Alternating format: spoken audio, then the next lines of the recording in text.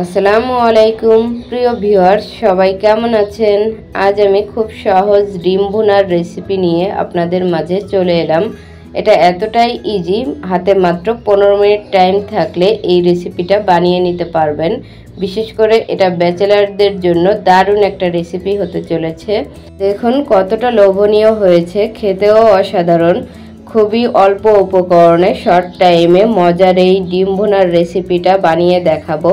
তো চলুন ডিম ভুনা করতে যে যে উপকরণ লাগছে প্রথমেই সেগুলো দেখিয়ে দিই।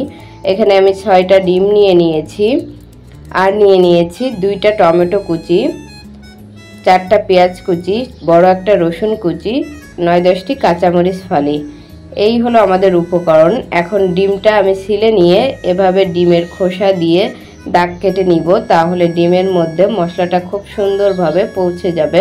ডিমগুলো সেদ্ধ করার সময় ফুটন্ত গরম পানিতে একটা চামচের সাহায্যে একটা একটা করে ডিম নিয়ে আলতোভাবে ছেড়ে দিবেন, তাহলে দেখবেন ডিমের খোসাটা খুব সহজেই উঠে আসবে।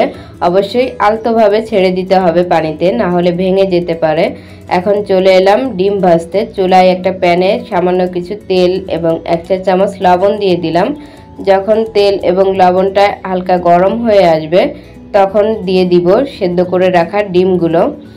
আমি এখানে 6টা ডিম নিয়ে নিয়েছি, ডিমগুলো দিয়ে দিলাম। ডিম ভাজার পূর্বে প্যানটা খুব ভালো করে রেডি করে নেবেন। প্রয়োজনে 2-3টা কাঁচামরিচ ভেজে নিতে পারেন, তাহলে প্যানের নিচে আর লেগে যাবে না। ডিমগুলো যখন হাফ এরকম ভাজা হয়ে যাবে তখন দিয়ে দিব সামান্য একটু হলুদের গুঁড়া। হলুদের গুঁড়াটা লাস্টের দিকে দিবেন, না হলে পুড়ে যেতে পারে যেহেতু গুঁড়া মশলা। এখন নেড়ে মিশিয়ে নিব, তাহলে ডিমের সুন্দর একটা কালার আসবে, গুঁড়া মশলাটাও পুড়ে যাবে না। আমি ডিমগুলোকে বেশি ভাজবো না, হালকা করে ভেজে নিয়েছি। বেশি ভাজলে উপরের আবরণটা শক্ত হয়ে যাবে, সেটা আবার খেতে ভালো লাগবে না। ডিমগুলো ভাজা হয়ে গেছে, এখন উঠিয়ে নিব। দেখুন ডিমের কালারটা কত সুন্দর এসেছে, ডিমগুলা শক্ত হয়ে যায় নাই। ডিম ভাজার অবশিষ্ট তেলে অ্যাড করে দিব আরও 2 টেবিল চামচ সয়াবিন তেল। তেলটা যখন গরম হয়ে আসবে এ পর্যায়ে 4টা মিডিয়াম সাইজের পেঁয়াজ কুচি ও বড় একটা রসুন কুচি দিয়ে দিব। সেই সাথে অ্যাড করব 1 চা চামচ আস্ত জিরা, দিয়ে নেড়ে মিশিয়ে নিব। পেঁয়াজ ও রসুনটাকে হালকা কালার করে ভেজে নিব। অপেক্ষা করব পেঁয়াজ ও রসুনের কালারটা চেঞ্জ হয়ে আসা পর্যন্ত। হালকা গোল্ডেন কালার যখনই চলে আসবে এ পর্যায়ে অ্যাড করে দিব টমেটো কুচিটা। টমেটোটাকে ছোট ছোট করে কুচি করে নেবেন। 10-12টি কাঁচামরিচ ফালি দিয়ে নেড়ে মিশিয়ে নিব। এই হলো আমাদের উপকরণ। ডিমটা রান্না করতে জাস্ট এইটুকুই উপকরণ লাগবে। খুব শর্ট টাইমে এই ডিমটা রান্না করা হয়ে যায়। অপেক্ষা করব টমেটোটা সফট হয়ে আসা পর্যন্ত। এ পর্যায়ে 1 চা চামচ লবণ অ্যাড করে দিব, তাহলে টমেটোটা খুব দ্রুত নরম হয়ে যাবে। যত সুন্দর করে মশলার সঙ্গে টমেটোটাকে কষিয়ে নেবেন ডিমের টেস্টটা ততই বেড়ে যাবে। এখন একটা ঢাকনা দিয়ে ঢেকে মিডিয়াম আঁচে 2 থেকে 3 মিনিট রান্না করে নিব। ফিরে আসছি 3 মিনিট পর। এর ফাঁকে নেড়ে দিয়েছিলাম। দেখুন টমেটোটা সুন্দরভাবে সফট হয়ে গেছে।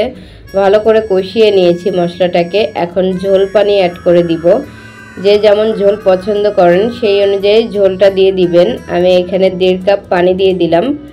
সেই সাথে অ্যাড করে দিব 1/2 চা চামচ হলুদের গুঁড়া। নেড়ে মিশিয়ে নিব। লবণটা শুরুর দিকে দিয়েছিলাম, লাস্টের দিকে চেক করে নিয়ে কম থাকলে অ্যাড করে দিব। অপেক্ষা করব বলক আসা পর্যন্ত। দেখুন বলক এসে গেছে। বলক আসার পর 4 থেকে 5 মিনিট ঝোলটাকে ফুটিয়ে নিয়েছি।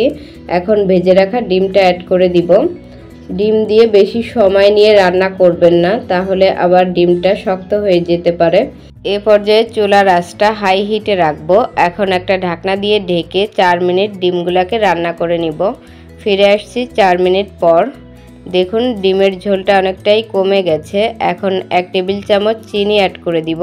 এটা অপশনাল, আপনারা চাইলে স্কিপ করতে পারেন। আমার বাচ্চারা পছন্দ করে এজন্য দিয়েছি। সেই সাথে অ্যাড করে দিব 1/2 টেবিল চামচ ঘি। ঘিটা দিলে সুন্দর একটা ফ্লেভার আসে, ঘি দেওয়ার চেষ্টা করবেন। নেড়ে মিশিয়ে নিব। এ পর্যায়ে লবণটা চেক করে নিয়ে কম থাকলে অ্যাড করে দিবেন। আমার লবণে পারফেক্ট আছে, আমি আর লবণ অ্যাড করব না। এখন একটা ঢাকনা দিয়ে ঢেকে মিডিয়াম আঁচে রান্না করে নিব 3 থেকে 4 মিনিট। অর্থাৎ যে যেমন ঝোল পছন্দ করেন তেমন ঝোলটাকে কমিয়ে নেবেন। আমি এরকম ঝোল রেখেছি। ডিম রান্নাটা অলমোস্ট হয়ে গেছে। রেসিপিটা কেমন লেগেছে অবশ্যই কমেন্টে জানাবেন। খুব কম উপকরণে শর্ট টাইমে মজার এই ডিমের রেসিপিটা বানিয়ে দেখালাম। আশা করি আপনাদের কাছে ভালো লেগেছে। এখন সার্ভিং ডিশে পরিবেশন করে নিব। দেখুন ডিমের কালারটা কত সুন্দর এসেছে। ডিমগুলোকে সার্ভিং ডিশে পরিবেশন করে নিয়েছি। এখন ডেকোরেশন করে নিব। 2টা শসা স্লাইস দিয়ে দিলাম মাঝখানের দিকে, আর দিয়ে দিব 2টা কাঁচামরিচ। ডেকোরেশন করে নিয়েছি। এখন কাছ থেকে দেখিয়ে দিব। দেখুন রেসিপিটা কতটা সুন্দর হয়েছে, দেখতেও যেমন লোভনীয়, খেতেও অসাধারণ। আপনারা বাসায় ট্রাই করে দেখতে পারেন, আশা করি ভালো লাগবে। খুব সহজভাবে কম উপকরণে রান্না করে দেখিয়েছি, ব্যাচেলারদের জন্য খুবই উপকারে আসবে। রেসিপিটা ভালো লাগলে আমাদের চ্যানেলটাকে সাবস্ক্রাইব করে রাখবেন। সাবস্ক্রাইব করে রাখলে আমি যখনই নতুন নতুন ভিডিও ছাড়ব সবার আগে আপনাদের কাছে নোটিফিকেশন পৌঁছে যাবে। ভিডিও দেখার জন্য অসংখ্য ধন্যবাদ। আপনারা সবাই ভালো থাকবেন, আমাদের জন্য একটুখানি দোয়া করবেন। চ্যানেলটাকে সাবস্ক্রাইব করার অনুরোধ জানিয়ে আজ আমি এখানেই বিদায় নিচ্ছি। আল্লাহ হাফেজ।